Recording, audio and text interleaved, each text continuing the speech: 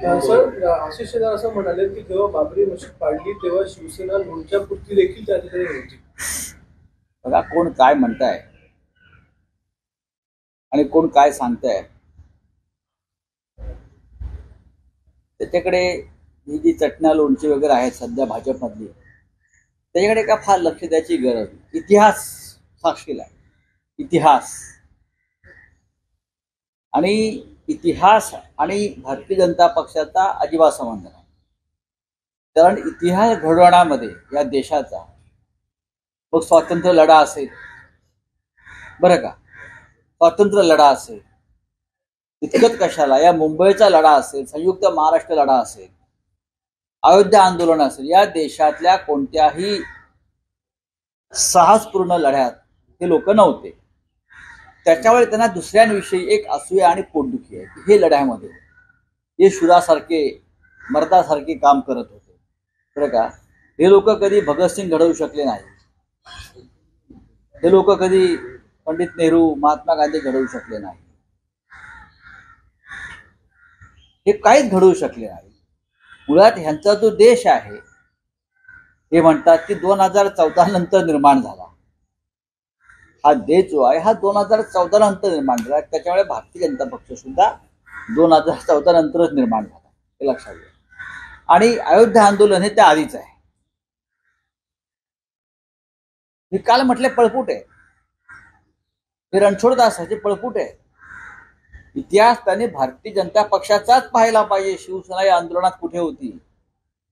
भारतीय जनता पक्षाचे तेव्हाचे राष्ट्रीय उपाध्यक्ष सुंदरसिंग भंडारी यांचं स्टेटमेंट काय आहे त्यावेळेला की बाबरी पाडण्याचं कृत्य हे शिवसैनिकांनी केलंय, भाजपने केलेलं नाही. हे अधिकृतपणे भारतीय जनता पक्षाचे प्रवक्ते आणि राष्ट्रीय उपाध्यक्ष सुंदरसिंग भंडारी यांचं स्टेटमेंट आहे. पळून गेले.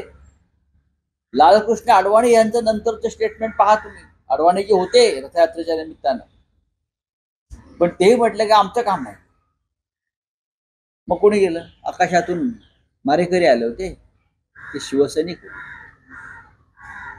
लोणचा असेल, चटणी असेल, मिरची असेल बरं का, अजून काय असेल, पण ते आम्हीच होतो करणारे.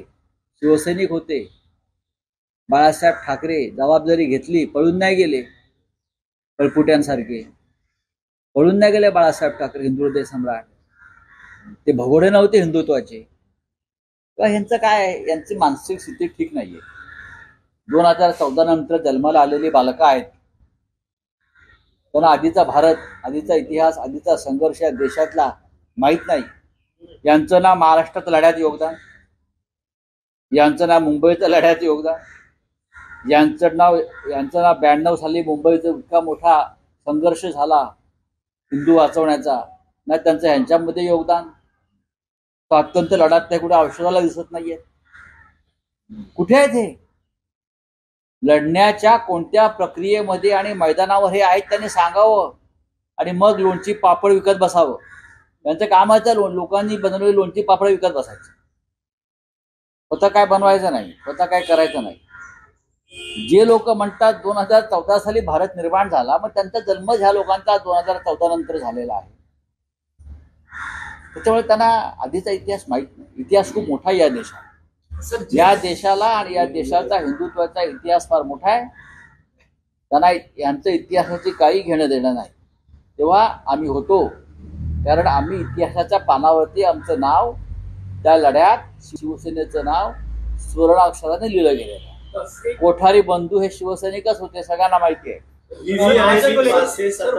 आणि आणि आणि आणि शिवसेनेचे त्यावेळचे सगळे खासदार, मग मोरेश्वर सावे असतील, विद्याधर गोखले असतील, सतीश प्रधान असतील, हे सगळे आमदार खासदार अयोध्येच्या भूमीवर, मनोहर जोशी असतील, उपस्थित आहेत. आणि तुमच्या माहितीसाठी सांगतो, हे सगळे लोक शिवसेनेचे हे त्या खटल्यातले आरोपी आहेत. मग हे लोणच्या एवढे नव्हतं, मग लोणच्यानं आरोपी का केलं? हे आरोपी आहेत. रमाकांत पांडे आमचा आरोपी आहे. पवन पांडे आमचा आरोपी आहे मुख्य. त्याला माहिती आहे का या माणसांना काय? हे कुठे होते? हे बिळात लपले होते तेव्हा. बोला. बोला। हिंदी में आप लोग राम मंदिर को लेकर जिस तरह से आपने आज सामना में भी लिखा है बकायदा, जिस तरह से जो राजनीति की जा रही है, जो बयानबाजी हो रही है, बात ऐसी है, राम मंदिर ये राजनीति करने का विषय नहीं है, यह हमारे अस्मिता का विषय है, आस्था का विषय है और श्रद्धा का विषय है। इस राम मंदिर के निर्माण में पूरे देश का योगदान है। हजारों कर सेवक शहीद हुए और बहुत से अज्ञात कर सेवक आज भी शरीरों के नीचे उनको फेंक दिया था गोली मारकर, पूरी सरयू लाल हो गई थी उस वक्त, हमने देखी है, वो सब नीचे थे। लेकिन कुछ लोग हैं जिनका भारत 2014 के बाद बना है, उनको इतिहास मालूम नहीं। अयोध्या का लड़ाई जो है वो 2014 से पहले हुई और ये लोग 2014 के बाद की बात करते हैं। पूरे इतिहास के वो लोग गवाह नहीं।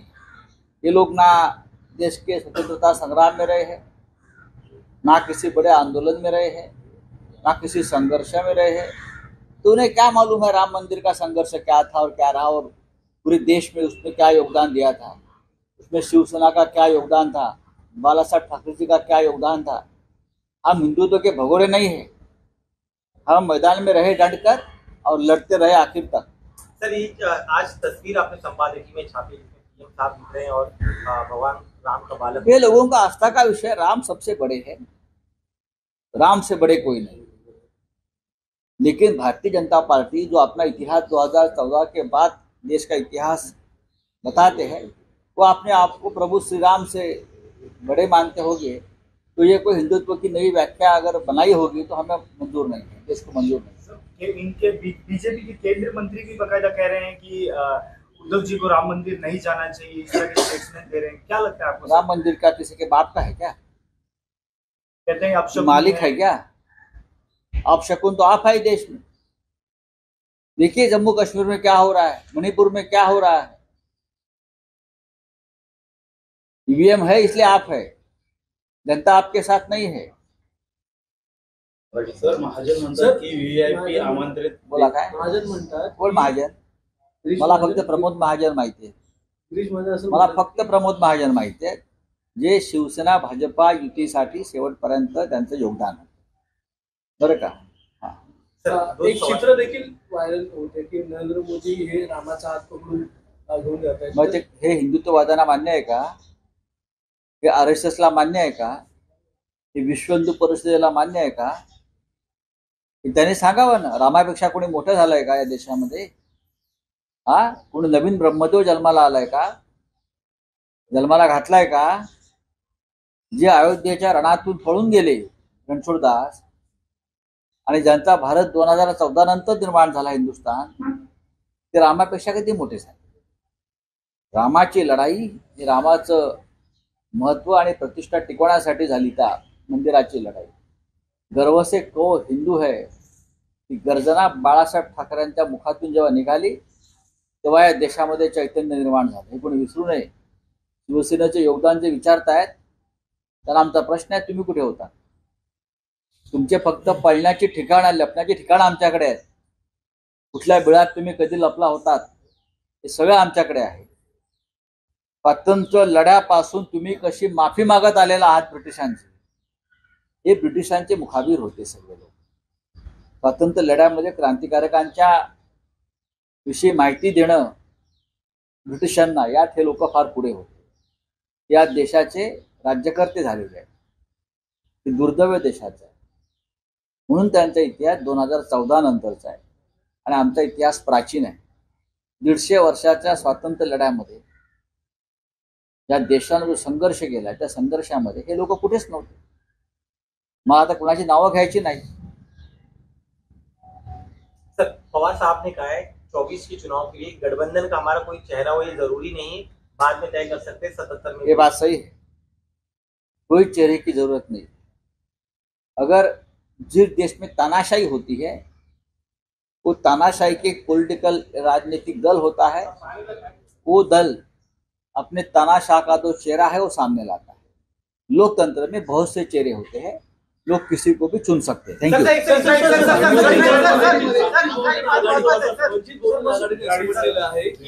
महाविकास आघाडीमध्ये ज्या सीट वाटप आहेत त्या प्रत्येक पक्षाला 12-12 सीट द्याव्या, आम्हाला देखील 12 सीट द्यायला पाहिजे वंचित बहुजन आघाडीला लोकसभा मतदारसंघासाठी.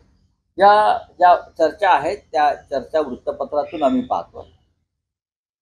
आमचं असं म्हणणं आहे आणि सगळ्यांना माहिती आहे, प्रकाश आंबेडकर म्हणजे आमचे बाळासाहेब आंबेडकर यांच्याशी जेव्हा चर्चा होत असते तेव्हा आम्ही त्यांनाही हे सांगतो की जिंकेल त्याची जागा हे आमचं सूत्र आहे.